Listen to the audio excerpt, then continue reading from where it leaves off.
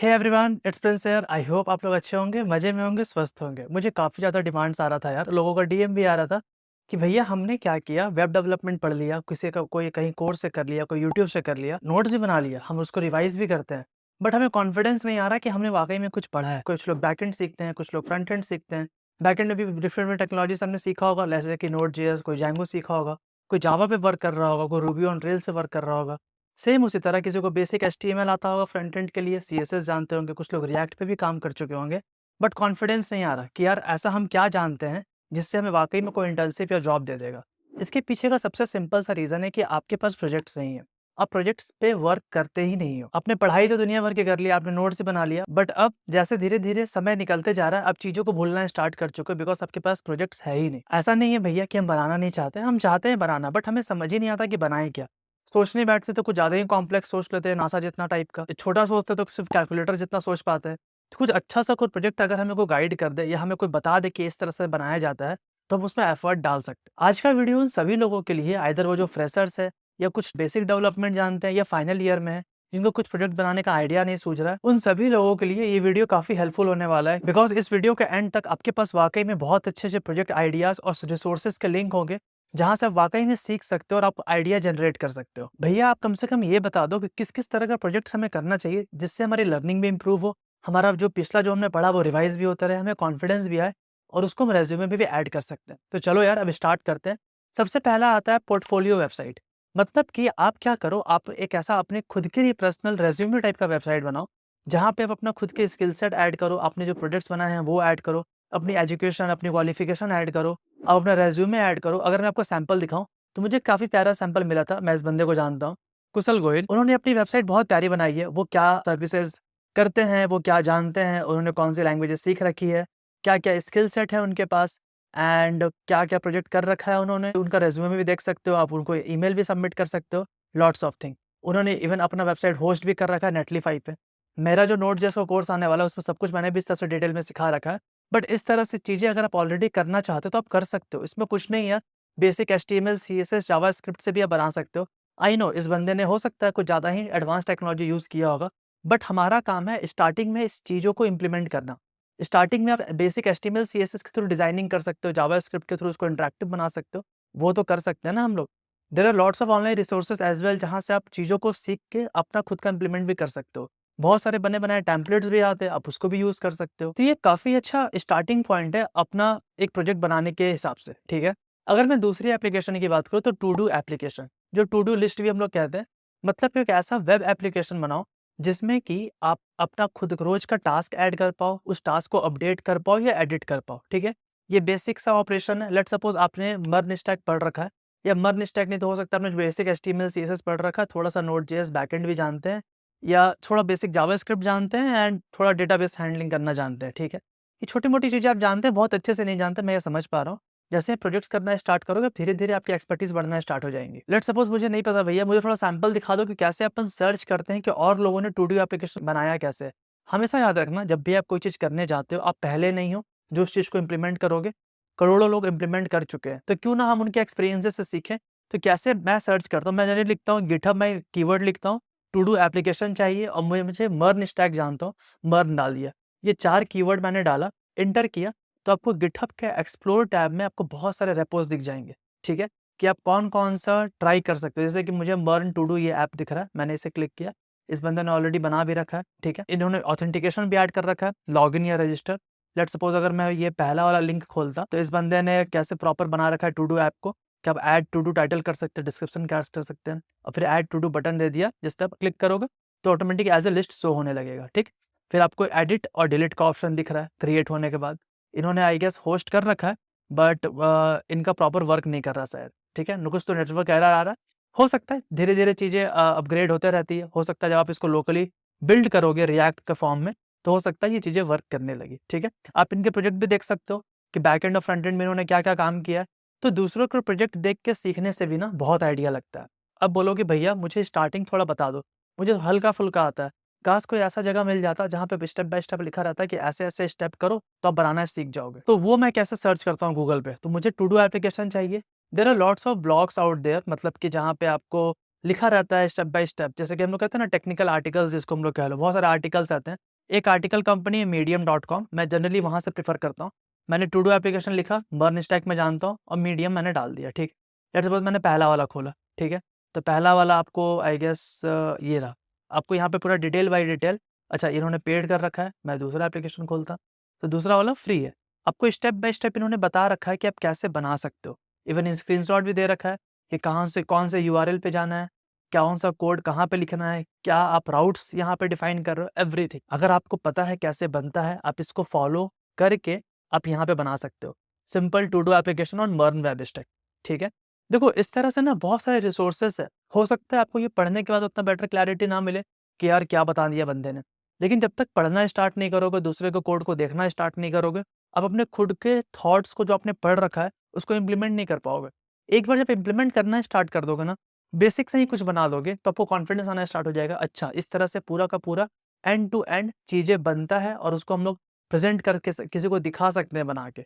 वो कॉन्फिडेंस धीरे-धीरे आने लगता है। अब इसी आर्टिकल्स को देखो, इस बंदे ने काफ़ी अच्छा बताया यार, एक-एक चीज़ कैसे होस्ट करना है, कैसे बनाना है, फ्रंट एंड में क्या करना है, तो प्लीज़ इसको ट्राई किया करो। हमेशा ऐसा मत सोचा करो ना यार कि मेरे पास रिसोर्सेज़ की कमी है, मुझे नहीं पता कैसे बनता है। बहुत सारे रिसोर्सेज़ अवेलेबल है, तो फॉलो करना स्टार्ट करो। नेक्स्ट आप खुद का एप्लीकेशन बना सकते हैं, ब्लॉग कह लो या सीएमएस कह लो, कंटेंट मैनेजमेंट सिस्टम। इसमें क्या होता है, जैसे कि जनरली बहुत सारे आप वेबसाइट देखते होंगे जहाँ पे आप आर्टिकल्स पढ़ते हैं, राइट? तो एक वेबसाइट होती है जहाँ पे आप आर्टिकल्स पोस्ट कर सकते हो। उसी तरह आप खुद का कंटेंट मैनेजमेंट सिस्टम बना सकते हो। एक बंदे ने मुझे गिटहब पे ये रेपो मिला था, उसमें इस बंदे ने काफ़ी अच्छा बना रखा था, I hate reading dot in करके उन्होंने होस्ट भी कर रखा है। किस तरह से इन्होंने आर्टिकल्स पब्लिश कर रखे हैं, इनके पास लॉगिन क्रेडेंशियल भी दे रखा है कि जो लोग लॉगिन करके आर्टिकल पब्लिश करना चाहते हैं, तो इन्होंने इस चीज़ को खुद से बनाया है। उसी तरह लेट्स सपोज आपको भी खुद से बनाना है और आपके पास पता नहीं रिसोर्सेज कहाँ हैं। मैंने जिस तरह से टू डू एप्लीकेशन सर्च करवाया था आपको गूगल में, सेम इसी तरह से मैं भी गूगल में सर्च करके मैंने ये आर्टिकल फाइंड किया था। ये रहा वो article, build simple medium.com on Node.js and react.js। मतलब कि अब देखो medium.com प्लेटफॉर्म क्या है, वो भी तो एक तरह से सीएमएस सिस्टम है जहाँ पे आप टेक्निकल आर्टिकल्स लिख रहे हो, राइट? तो वो भी आर्टिकल्स मैनेज कर रही है, कंटेंट मैनेज कर रही है। सेम उसी तरह ये क्या कर रहा है ये बंदा, ये medium.com ही आपसे बनवा दे रहा है खुद से, ठीक है? जो किसकी मदद से, नोड और रिएक्ट की मदद से। पूरा का पूरा स्टेप बाय स्टेप प्रोसेस है कि कौन सा टैग हम यूज़ करने वाले हैं, कौन सा लैंग्वेज यूज़ करने वाले हैं, कौन सा लाइब्रेरी यूज़ करने वाले हैं। स्टेप बाय स्टेप उन्होंने आर्टिकल्स लिख रखा है आपको। इस तरह से आप जब इसको पढ़ना और सीखना स्टार्ट करोगे ना, आपको काफ़ी अच्छा लगेगा यार। हो सकता है थोड़ा समय लगे, हो सकता है थोड़ा टफ लगे, हो सकता है कुछ नया सीखने को भी मिले। लेकिन इम्प्लीमेंट करते जाओगे, तब जाके आपको कॉन्फिडेंस अंदर से आना स्टार्ट होगा और इस तरह के वेब प्रोजेक्ट्स को आप लिटरली अपने रिज्यूमे में ऐड कर सकते हो। फोर्थ एप्लीकेशन जो आप बना सकते हो, ई-कॉमर्स वेबसाइट। ई-कॉमर्स वेबसाइट बोले तो जो काफ़ी लोग बनाते हैं और काफ़ी ट्रेंडिंग भी चलता है, काफ़ी सारे रिज्यूमे में आपको देखने को मिल जाएगा। जैसे कि फ्लिपकार्ट टाइप का बेसिक, मिनी फ्लिपकार्ट कह लो, बेसिक टाइप का वेबसाइट बनाते हैं, जिसमें हम प्रोडक्ट कैटलॉग का ऑप्शन देते हैं, जहाँ पे हम प्रोडक्ट शो कर रहे होते हैं। सर्च का ऑप्शन देते हैं कि किसी बंदे को अगर कोई प्रोडक्ट सर्च करना है, तो वो प्रोडक्ट सर्च भी कर सकता है। कार्ट का ऑप्शन देते हैं कि हमने शॉपिंग कार्ट में ये 4-5 प्रोडक्ट हमने ऐड कर रखा है, ठीक है? अगेन आपको ये सारे आर्टिकल जानना है कि कहाँ से बन रहे हैं, मैं उसका रिसोर्सेज़ दे रहा हूँ आपको। तो dev.to पे मुझे काफ़ी अच्छा आर्टिकल मिला था, जहाँ पे वो बिल्ड कर रहे हैं मर्न स्टैक की हेल्प से। मतलब कि मर्न स्टैक बोले तो यहाँ पे मोंगोडीबी, एक्सप्रेस.js जो नोड का पार्ट है, रिएक्ट.js और एन मतलब कि नोड.js, ठीक है? अब पूरा पार्ट 1, पार्ट 2 करके इन्होंने पूरा आर्टिकल्स बना रखा है। आप एक-एक करके यहाँ देखोगे तो आपको पूरा कोड मिलेगा कि इसका पैकेट.json क्या है, एक्सप्रेस फाइल में हम क्या-क्या ऐड कर रहे हैं।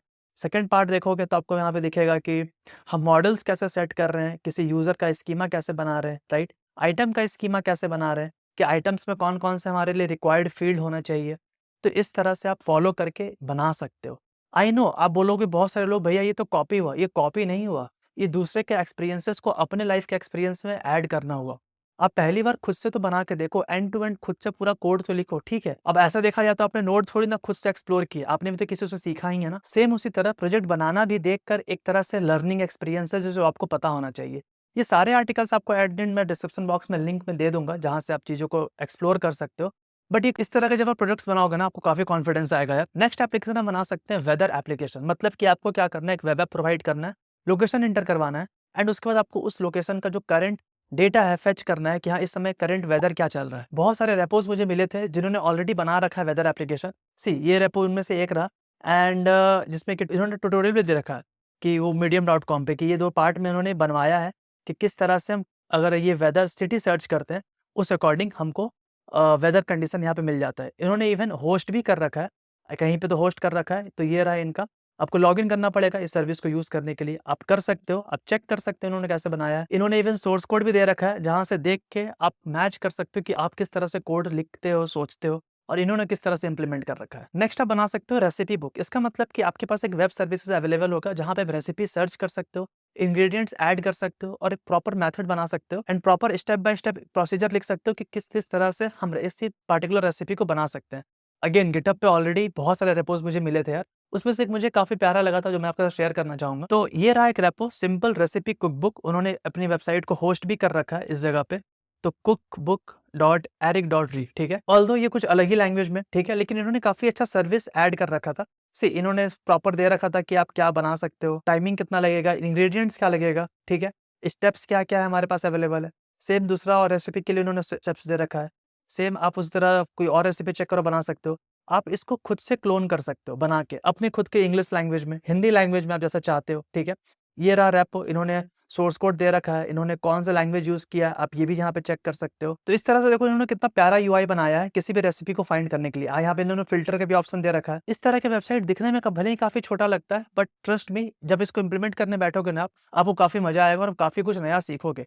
ऐसा नहीं है कि सब कुछ आप इन्हीं के रैपर में मिल जाएगा, आपको बहुत बार गूगल भी करना पड़ सकता है, जो कि आपको करना भी चाहिए। नेक्स्ट एप्लीकेशन आप बना सकते हो म्यूज़िक प्लेयर, जैसे कि आपने बहुत सारे म्यूज़िक प्लेयर देखे होंगे, स्पॉटिफ़ाई देखा होगा, यूट्यूब म्यूज़िक देखा होगा। उनके केसेस में आप कैसे वेबसाइट के थ्रू म्यूज़िक प्ले कर सकते हो, आप खुद का अपना म्यूज़िक प्लेयर बना लो यार, बेसिक एचटीएमएल, सीएसएस, जावास्क्रिप्ट के थ्रू। अगेन एवरीथिंग आप जो बनाते हो ऑलरेडी बना हुआ है, आपको बस देख के सीखना है।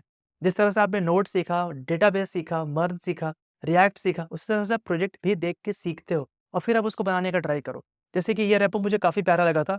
म्यूजिक प्लेयर करके इन्होंने काफ़ी प्यारा सा यूआई भी बना रखा है यार। इन्होंने काफ़ी प्यारा सा यहाँ पे यूआरएल भी दे रखा है जहाँ पे इन्होंने होस्ट किया है, ठीक है? तो यहाँ पे ऑल्दो मैं म्यूजिक प्ले नहीं कर सकता, कॉपीराइट आ जाएगा। तो इस तरह से आप देखोगे तो उन्होंने काफ़ी प्यारा-प्यारा म्यूजिक का थीम दे रखा है, सॉन्ग ऐड कर रखा है। आप भी कर सकते हो इस चीज़ को। सच बता रहा हूँ, जितने आइडियाज़ मैंने आपको दिए ना, अगर आपने उसको अच्छे से इम्प्लीमेंट कर दिया, अब जितना आपने अभी तक सीखा है उस नॉलेज को इम्प्लीमेंट करके, आपका कॉन्फिडेंस भी बढ़ेगा, आप इन सारी चीज़ों को रेज़्यूमे में भी लगा सकते हो।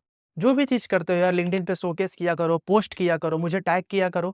अगर आपको मेरी वीडियो से हेल्प मिलता है तो, आप प्लीज़ उसे गिटहब में भी ऐड किया करो। आपकी गिटहब की प्रोफ़ाइल भी स्ट्रॉन्ग होना काफ़ी इम्पोर्टेंट है। बिकॉज़ बहुत सारे कंपनीज़ में गिटहब के प्रोफ़ाइल के थ्रू शॉर्टलिस्ट किया जाता है कि बंदा काफ़ी एक्टिव है डेवलपमेंट के फील्ड में, वो रोज़ कुछ ना कुछ पुश करते रहता है गिटहब में। अगर आपको लगता है कि आपके पास कुछ आइडियाज़ है तो मेरे साथ प्लीज़ कमेंट सेक्शन में शेयर करो यार। अगर आपको और भी कोई डाउट्स है, कुछ हेल्प चाहिए, वो भी कमेंट सेक्शन में बताओ, मैं बैठा हुआ हूँ।